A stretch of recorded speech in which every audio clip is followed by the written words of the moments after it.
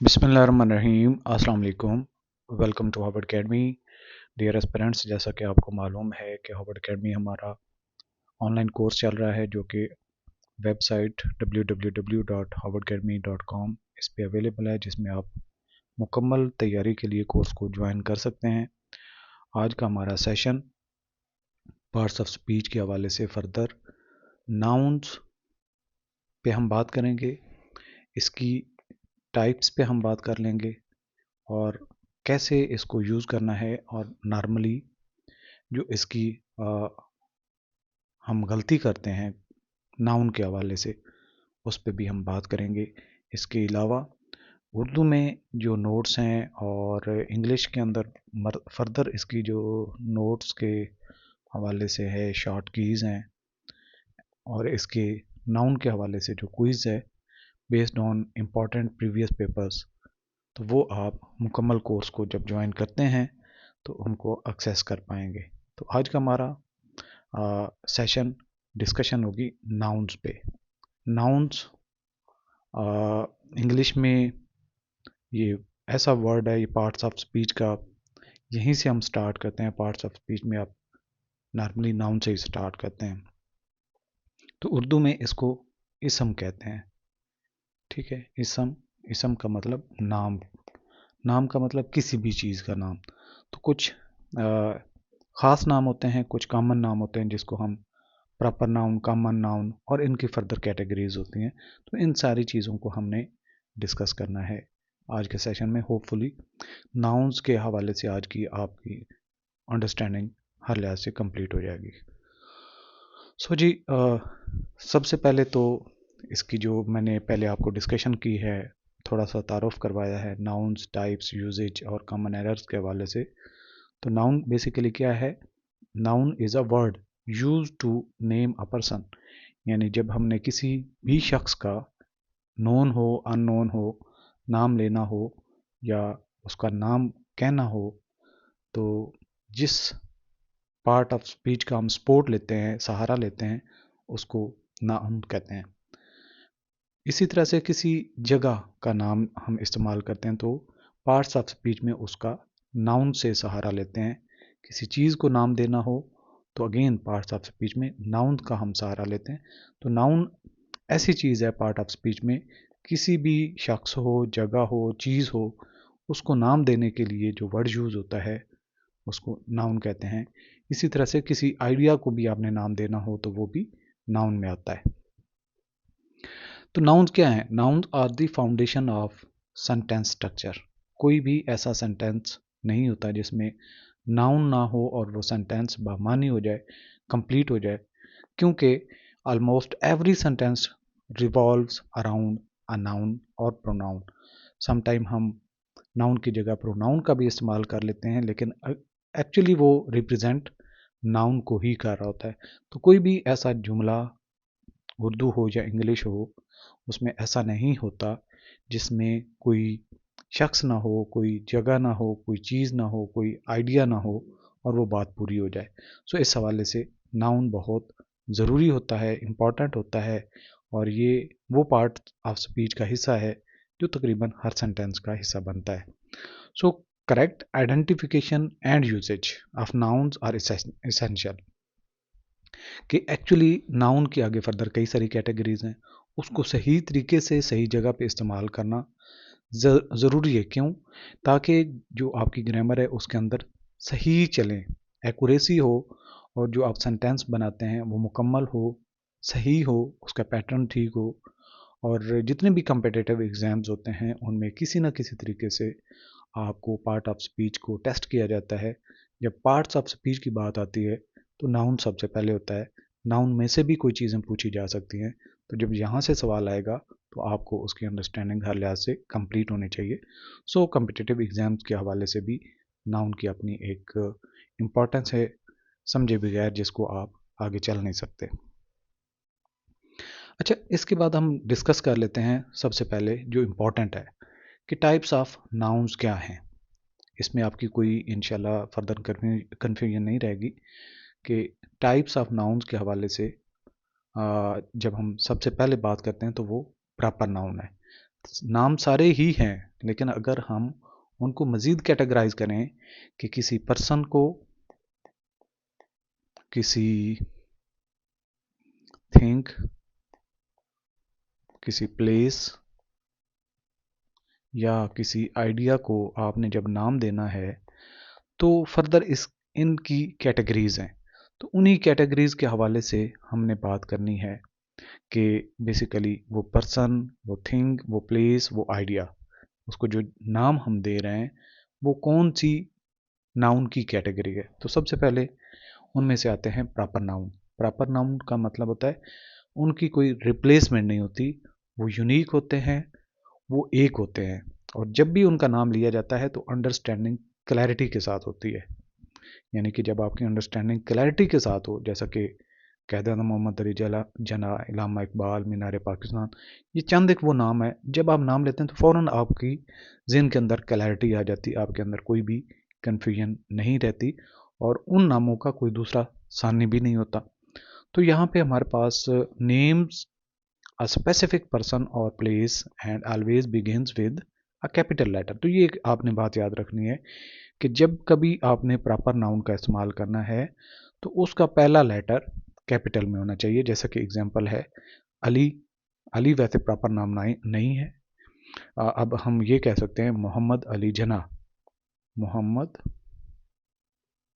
अली जना।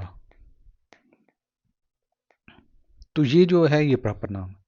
या फिर इसी तरीके से कैद आज़म हम कहते हैं, तो इसको क्यू से हम स्टार्ट करेंगे, आप छोटे क्यू से स्टार्ट नहीं करेंगे, क्योंकि ये प्रॉपर नाम का हिस्सा है, प्रॉपर नाउन का एक हिस्सा है। इसी तरह से लाहौर जब भी लिखेंगे आप रनिंग एल से नहीं लिखेंगे बल्कि कैपिटल से। पाकिस्तान लिखेंगे तो पी कैपिटल होगा क्योंकि प्रॉपर नाम है। और इसको कंप्यूटर पे भी एम एस वर्ड का कभी आप इस्तेमाल कर रहे हो तो आप पाकिस्तान सिंपल रनिंग में लिख के देखें, जो ही आप एंटर करेंगे तो पी ऑटोमेटिकली कैपिटल हो जाएगा। तो सिस्टम के अंदर फीड है कि ये प्रॉपर नाम है कुछ ऐसे जिनको आप हमेशा पी से ही स्टार्ट करेंगे। अच्छा, इसमें कई सारी जो है वो प्रॉपर नाउन यहाँ पे भी इस्तेमाल हैं, लेकिन हम मेजर को इसमें से पिक कर लेते हैं। जैसे कि यूनाइटेड स्टेट्स है, अब यू एस इसके कैपिटल हैं।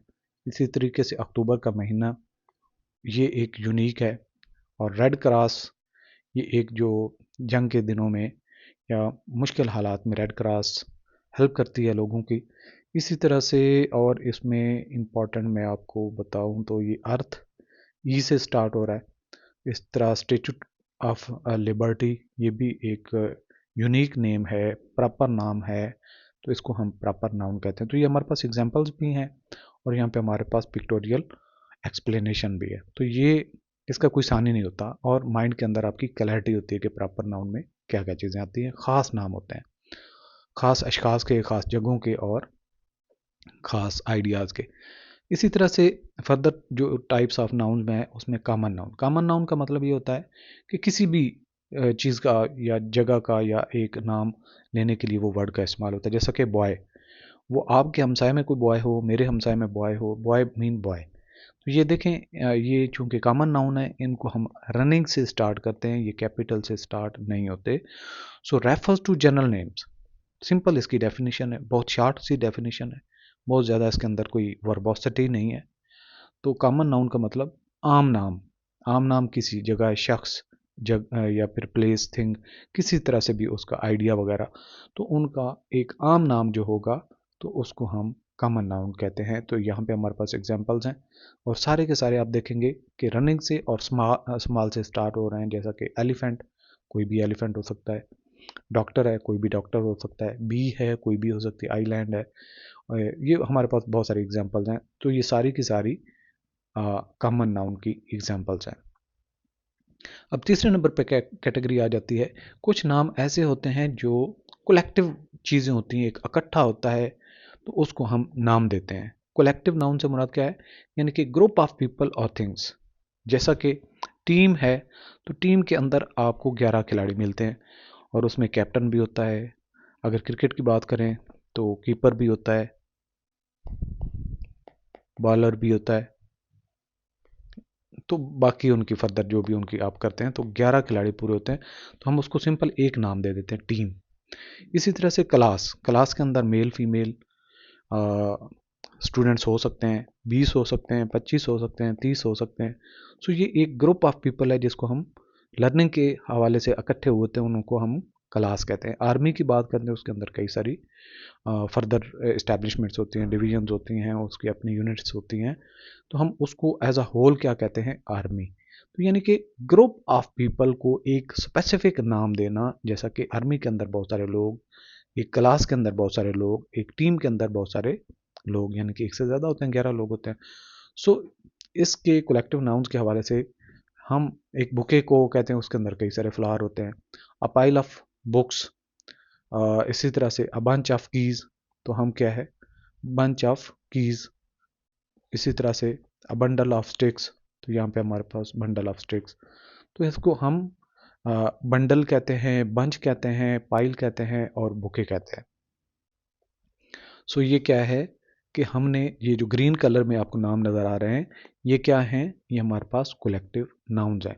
और ये रिप्रेजेंट किसको करते हैं, बुके है तो वो कई सारे फ्लावर्स को रिप्रेजेंट करता है। पाइल है यानी कि किताबों की एक डेयरी है, हम उसको पाइल कहते हैं, तो किताबों की कई सारी उसमें किताबें होती हैं। बंच कहते हैं तो उसमें कई सारी चाबियाँ होती हैं। इसी तरीके से बंडल कहते हैं तो उसके अंदर कई सारी छड़ियाँ होती हैं, स्टिक्स होती हैं।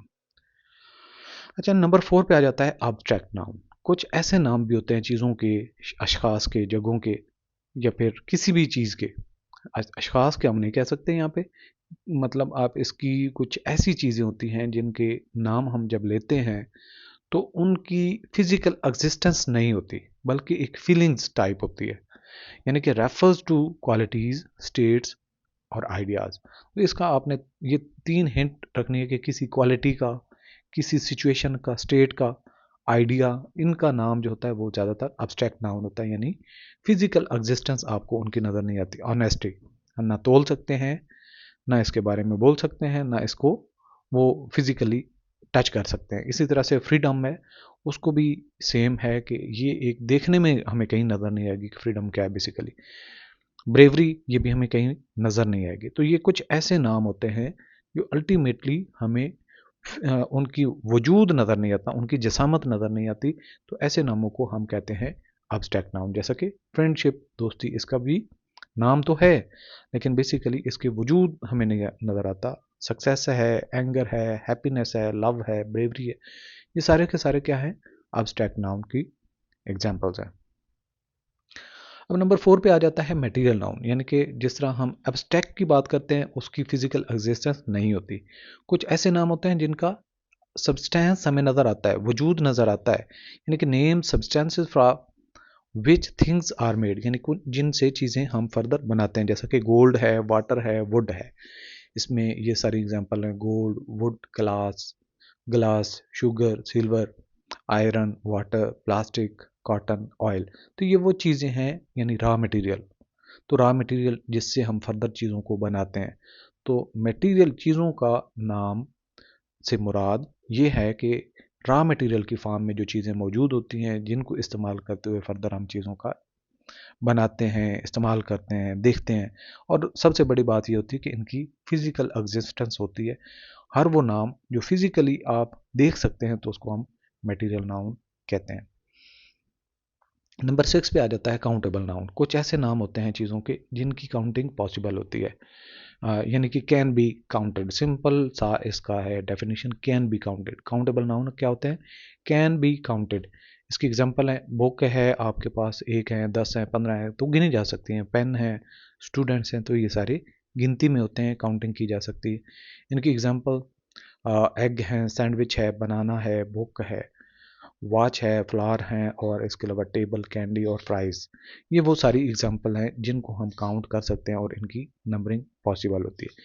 नंबर 7 पे uncountable noun can not be counted individually, यानी फर्दर उनको एक एक करके काउंट करना पॉसिबल नहीं होता। जैसा कि मिल्क है, उसका मेजरमेंट तो हो सकती है लेकिन काउंटिंग नहीं हो सकती। शुगर है, उसके इतने छोटे छोटे दाने होते हैं कि आप उसकी काउंटिंग नहीं कर सकते। इसी तरह से जो इन्फॉर्मेशन है, इन्फॉर्मेशन को आप काउंट नहीं कर सकते। इसकी फर्दर एग्जांपल कॉफ़ी है, सीरियल है, आइसक्रीम है, चीज़ है, हनी, फ्लोर, स्नो, जैम और मनी। तो मनी आपके पास काउंटिंग में तो होता है लेकिन इस तरीके से सिर्फ अगर नाम की बात की जाए कि पैसा पड़ा हुआ है तो मनी, आप उसको बाय नेम कहें कि ये मनी है, तो मनी काउंट नहीं होगा। लेकिन अगर आप उसको कैश में काउंट करेंगे तो कैश में काउंटिंग पॉसिबल है। सो यहाँ पे अपने कंफ्यूजन नहीं करनी कि मनी तो काउंट हो सकता है, लेकिन बाय नेम जो मनी आप कहेंगे कि ये मनी है, तो मनी बाय नेम इसकी काउंटिंग पॉसिबल नहीं है कि डेयरी पड़ी हुई है या बैंक के ये किसी लॉकर में बहुत सारा पैसा पड़ा हुआ है तो आप उसको मनी कहेंगे। और बेसिकली बाय नेम मनी के हवाले से आपको उसकी काउंटिंग शो नहीं होती कि कितनी मनी। अच्छा जी। ये हो गई हमारी काउंटेबल और अनकाउंटेबल तक। ये थी हमारी नाउन की टाइप्स। अब हम बात कर लेते हैं कि इनका इस्तेमाल नाउन का कहाँ कहाँ पे करते हैं। तो नाउन एज ए सब्जेक्ट भी यूज़ होता है, डायरेक्ट ऑब्जेक्ट भी होता है और इनडायरेक्ट ऑब्जेक्ट के तौर पे भी होता है। और सब्जेक्ट का बाद का डायरेक्ट सब्जेक्ट और बाद का सब्जेक्ट का कंप्लीमेंट होता है। और इसी तरीके से जो आपकी ऑब्जेक्ट है उसको कंप्लीट करने के लिए कंप्लीमेंट और समटाइम अपोजिटिव और समटाइम एडजेक्टिव भी नाउन का इस्तेमाल करते हैं। सो नाउन के फंक्शंस क्या हैं? नाउन्स फंक्शन एज सब्जेक्ट, यानी कि बाद का नाउन जो है वो सब्जेक्ट का फंक्शन कर रहा होता है, बाद का ऑब्जेक्ट का फंक्शन कर रहा होता है। बाद का ये जो हमने सारी बातें की हैं कि कम्प्लीमेंट्री ऑब्जेक्ट है और कम्प्लीमेंट्री ऑब्जेक्ट है, तो objects of the prepositions they may be singular और plural and can be possessive. तो ये सिंगुलर नाउन भी हो सकते हैं, प्लूरल भी हो सकते हैं और पोजेसिव नाउन भी हो सकते हैं। आगे चल के इनकी हम जब प्रोनाउन की बात कर रहे होंगे तो इनकी ये क्लासेस भी आपको समझाएंगे और डिटेल में आपकी उसकी भी अंडरस्टैंडिंग हो जाएगी। लेकिन यहाँ तक कि एक नाउन सिंगुलर भी हो सकता है, प्लूरल भी हो सकता है, सब्जेक्ट के तौर पे भी फंक्शन करता है, ऑब्जेक्ट के तौर पे भी फंक्शन करता है, समटाइम कम्प्लीमेंट्री सब्जेक्ट के तौर पे भी काम करता है और कम्प्लीमेंट्री ऑब्जेक्ट के तौर पे भी फंक्शन करता है और बाद का ऑब्जेक्ट के तौर एडजेक्टिव के तौर पे भी इस्तेमाल होता है। अच्छा, इसकी जब हम नाउन की इस्तेमाल कर रहे होते हैं कुछ इसकी गलतियाँ होती हैं, जो मेन गलतियाँ होती हैं। सबसे पहले तो कॉमन नाउन को कुछ लोग कैपिटलाइज कर देते हैं या फिर प्रॉपर नाउन को भी बाद का कैपिटलाइज नहीं करते। ये गलती आपने नहीं करनी। नंबर सेकंड पे जो गलती होती है कि बाद का हमारे पास अनकाउंटेबल नाउन्स होते हैं तो उनको हम प्लूरल के तौर पे इस्तेमाल करते हैं। जैसा कि इंफॉर्मेशन होता है, इंफॉर्मेशंस कभी भी नहीं होता, तो ये एस लगा देते हैं लोग। यानी कि जो आपके पास अनकाउंटेबल नाउन है उनकी प्लूरल नहीं होते, अनकाउंटेबल नाउन के प्लूरल नहीं होते, लोग उनके प्लूरल बना देते हैं। ये बहुत बड़ी गलती होती है अक्सर औकात। और इसके अलावा अब्स्ट्रैक्ट नाउन को एडजेक्टिव के साथ मिक्स कर देते हैं। यानी कि हमारे पास बेसिकली जो नाउन मौजूद होता है वो अब्स्ट्रैक्ट नाउन होता है, लेकिन उसको लोग एडजेक्टिव का नाम देते हैं, एडजेक्टिव समझते हैं कि ये एडजेक्टिव है। तो इसमें थोड़ी सी आपकी जो है ना वो क्लैरिटी लाजमी है। जब आप अपने कोर्स को एक्सेस करेंगे, कंप्लीट कोर्स को, तो उसमें आपको ये सारी चीज़ें अंडरस्टैंडिंग के लिए एग्जाम्पल के तौर पे और क्विज़ की शक्ल में सामने आएंगे, तो उस पर आप ज़्यादा बेहतर प्रैक्टिस से चीज़ों को समझ लेंगे। तो आज का सेशन यहाँ पे हम कंक्लूड करते हैं। कोर्स में आप शार्ट नोट्स, उर्दू में जो नोट्स हैं और इसके अलावा जो एग्जाम्पल्स हमने ऐड किए अंडरस्टैंडिंग के लिए, और इसमें आपकी कितनी अंडरस्टैंडिंग डेवलप हुई है, जो हमने क्विज़ डाली है आपके कोर्स में, उसको अटेम्प्ट करेंगे। साथ ही आपको आंसर की मिल जाएगी। आप अपने आंसर्स के साथ मैच करेंगे तो देखते हैं कि आउट ऑफ 10 क्वेश्चंस आप 8 अटेम्प्ट ठीक करते हैं, 9 करते हैं, 10 करते हैं। 9 और 10 तो कम अज़ कम होने चाहिए आज के सेशन के बाद, क्योंकि इतनी मुश्किल टेस्ट नहीं होगी इस लेवल पे कि जो आप 9 या 10 भी ना ले सकें इतनी डिटेल में चीज़ों को समझने के बाद। मुझे इजाज़त दीजिए, इंशाल्लाह नेक्स्ट सेशन में मुलाकात होती है। खुदा हाफिज़।